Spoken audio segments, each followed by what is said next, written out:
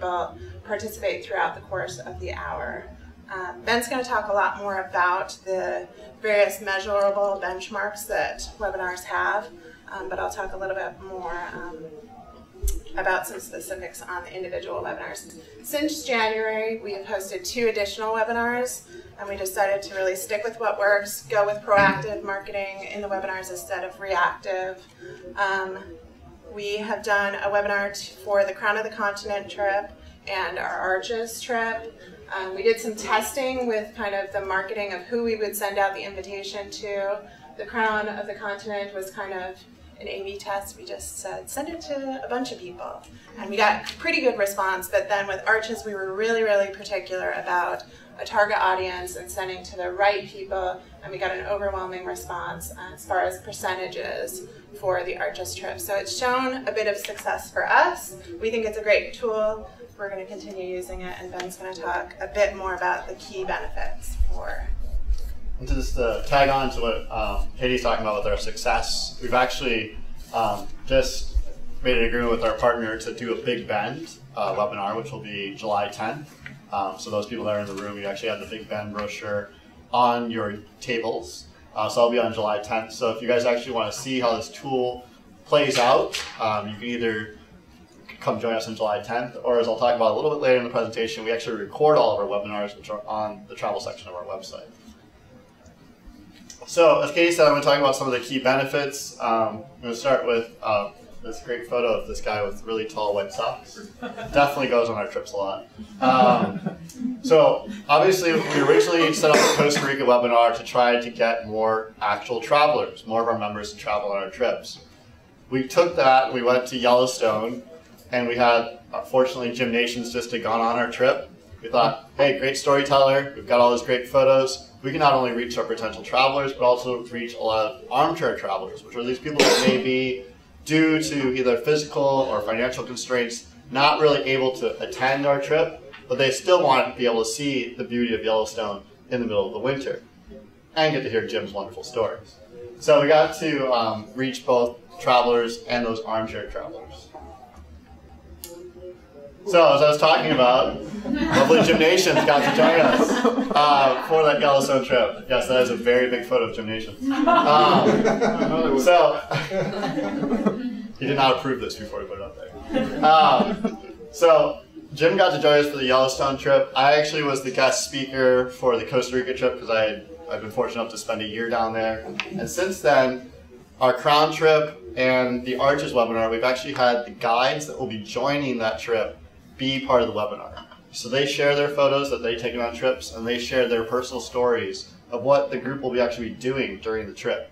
So we find, and we'll talk about this a little bit later, attention rate really spiked when we have guest speakers. So a big advantage is it's no longer just a presentation, it's now combining those visuals as a presentation and giving those firsthand stories that you get from the guest speakers that you can add on. And for the audience that we're trying to reach, it's a lot like a conversation. Even though it's happening on their computer and their telephone, they really feel that it's super interactive when we have these engaging speakers. Right. I mean, the other point is, we mentioned Sarah's actually managing a lot of the technical side of this off screen. That's usually what Katie does while I'm doing like kind of a lead presenting.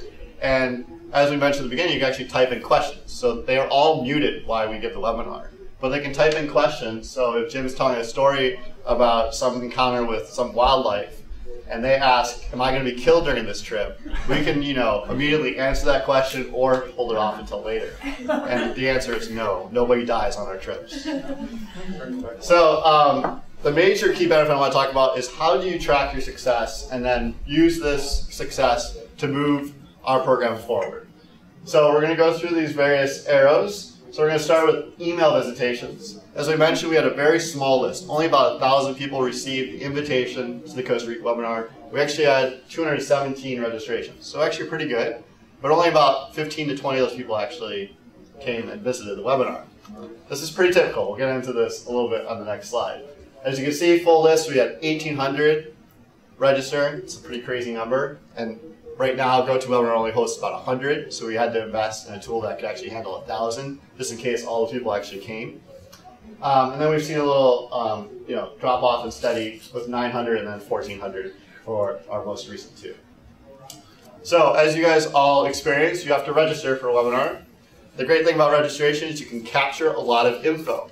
So as I mentioned, we don't get all the people that register that actually participate, but we capture a lot of info about them. So we generally ask, what's your name, your address, phone number, email? Have you traveled to the parks before? Have you traveled to Arches before? Do you want to be on the Parkscapes mailing list? Do you actually want to be on the Southwest Regional Office? So we've actually integrated kind of some cross work with the regions, being able to get their lists of regional readers more robust by asking that question. This is all customized. You can add as many fields as you want. I would say don't add too many fields because people don't want to fill out that much stuff. And you can see some of them are required, some of them are not. So I'm going to pop on the other side of Katie so I can flip over here. Sorry for the flipping of screens, guys. So when you are done with your registration, you actually get a wonderful little registration report. So this is automated by GoToWebinar. It spits it out, and you get all the answers to what you asked. So you can see, typically we, as I said, do the address. You can see if they have any questions or comments, interested in traveling in the national parks, interested in Arches. All of these things captured through whatever you put on your registration page and automated and given to you before you even have to go into the webinar. So we know how many people have actually gone to Arches before we hold an Arches webinar. And the key for us, as we've learned and kind of gone through 4 webinars already, is to think of the webinar not just as the live, sort of on the phones conducting those 60 minutes, but think of it as a full experience. And this being one of those components, as Ben's going to talk about more, you get more people earlier on, and then of course some people don't participate or don't register, those sorts of things. So thinking in advance about all the items that you want to capture and thinking about it as an engagement tool beyond just the 60 minutes live on the phones. So as I mentioned, 21% of those who click on the registration page actually end up registering for the webinar, and just 37% of those people actually participate. So don't be scared by these little numbers that you might get. If you get a bunch of people that click on your link and you're like, oh my god, only 20% of these people registered. That's what we've seen across our 4 webinars. So it's not totally unusual.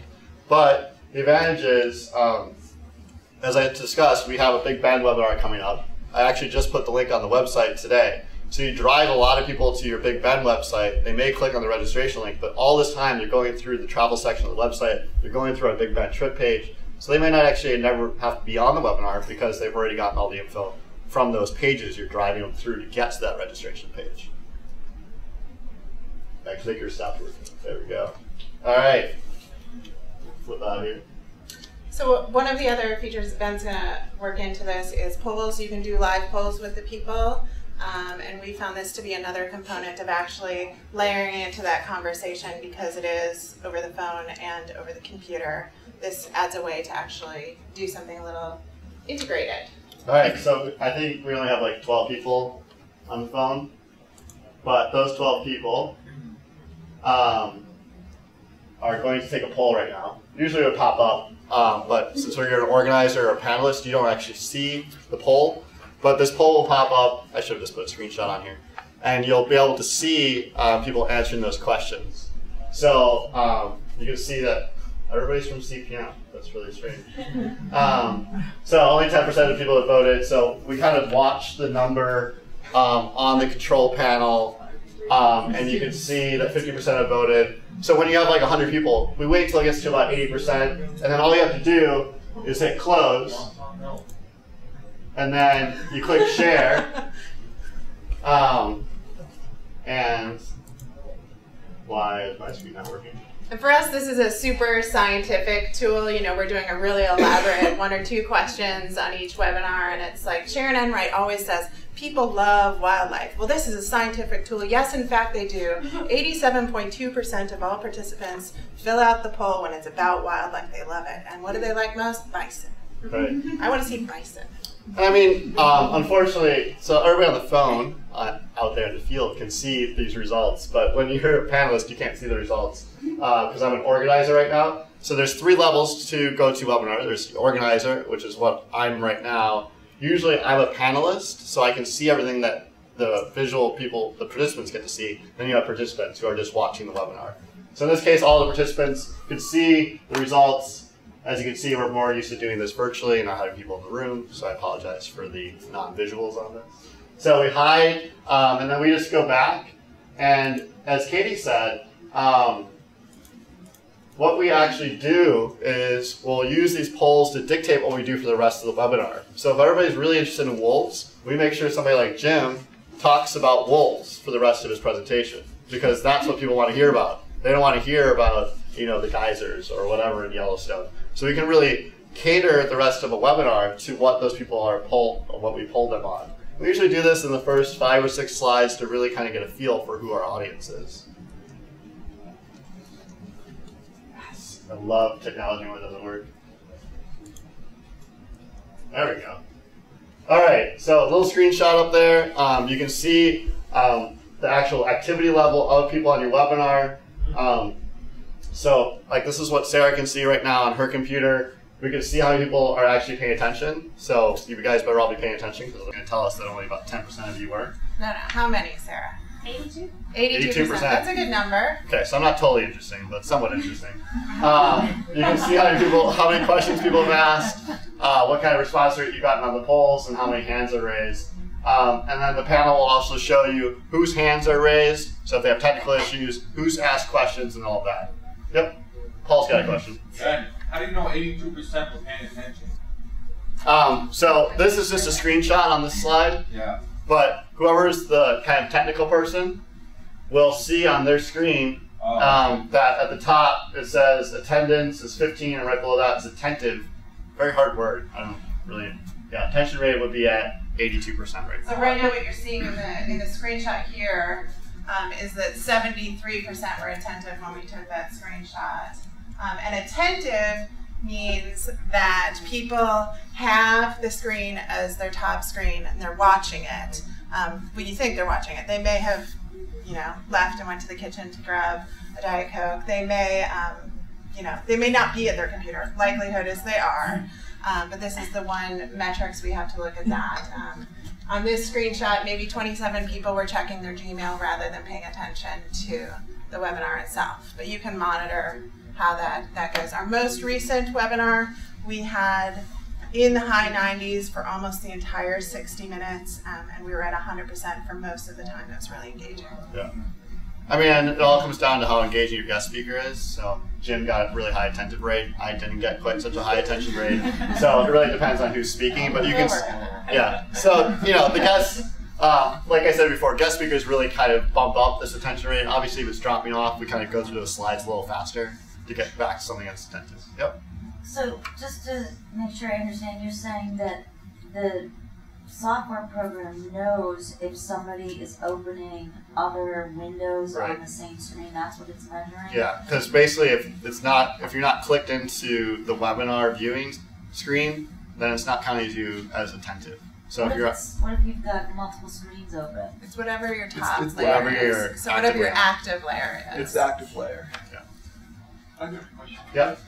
Megan has a camera going on you right now. Is that showing to people on the phone?